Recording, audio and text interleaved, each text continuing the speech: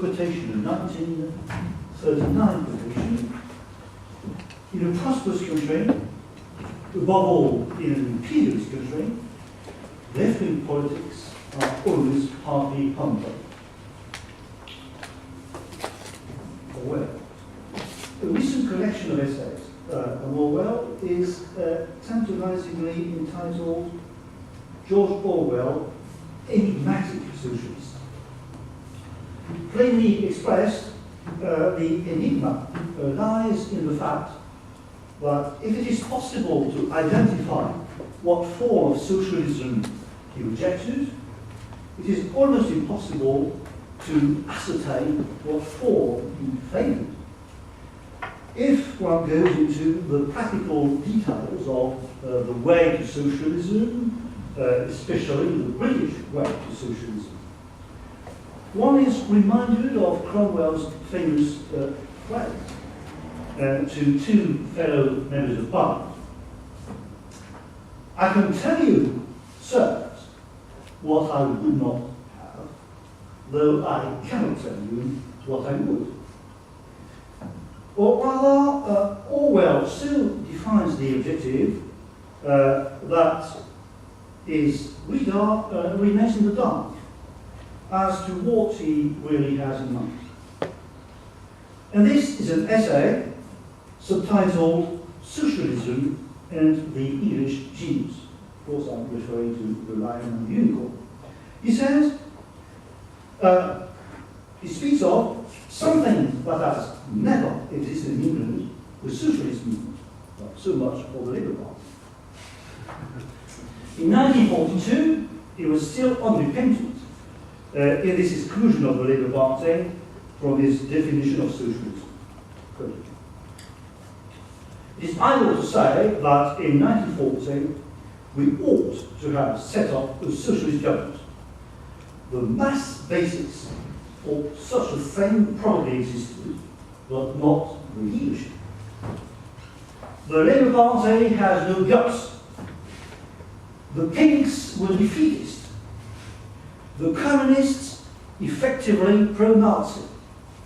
And in any case, there did not exist on the left one single man of really nationwide reputation. It is not clear who the Pinks were, but Peter Sedgwick, in his remarkable 1969 essay on the development of Orwell's socialism, gives us a description of the likely characters whom Orwell had in mind. A reminiscence from the men who, like him, gravitated around Middleton Murray and his journal, the Adelphi, in the 1930s.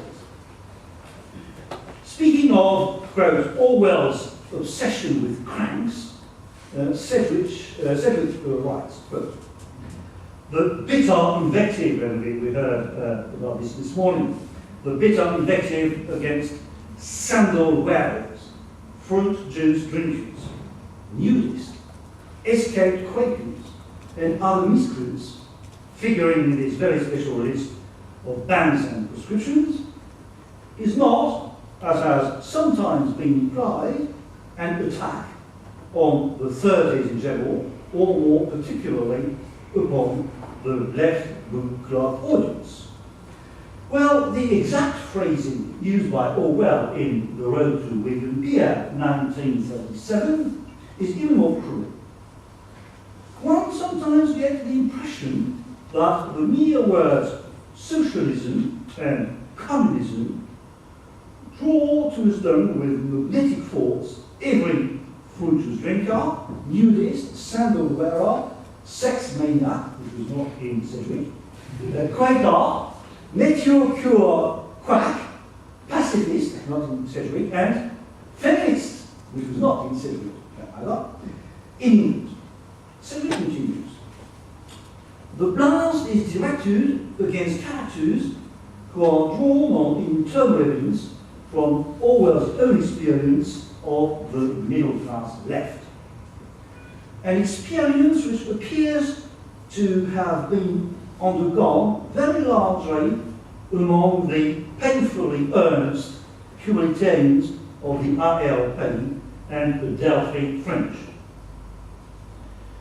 Well, this was one phase in Orwell's evolution. Philip Pans, again this morning we used it again.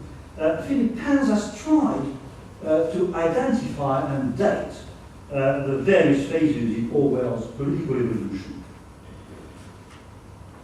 It was early in 1936 that Orwell's admiration for working people hardened into a genuine commitment to socialism, he argues. Then followed the Wigan and Catalonia exits.